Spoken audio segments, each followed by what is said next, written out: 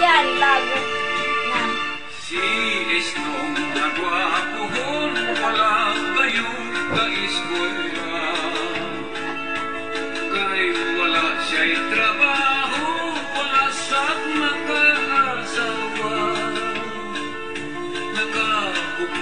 Nakahupong, manimpalad na lang siya.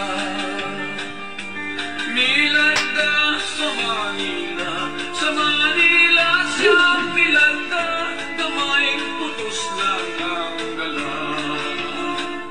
Sa Manila, squatter ang Pinoy anang niya.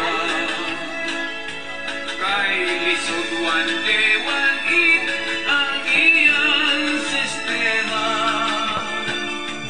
Miin ka siya sa trabaho nga illegal gilikado pa. Nahimo siyang drug pusher, nahimo siyang drug pusher sa Cebu, marijuana. Nalakpan si Istong Istong.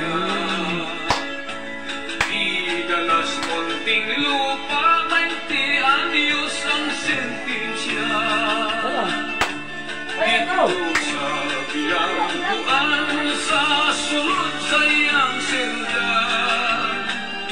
Mga adlaw giparlabay, lawas gipatik-patikan, gidruing-druingan pa. Nakatawaan sila, barkada ni Mario Rosales TV. Kapit bahay ko na mabait. Tata!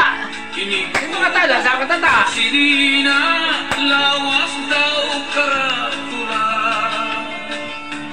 May tattoo nga dakong bitin sa bugan ug sa pa. Tama natin.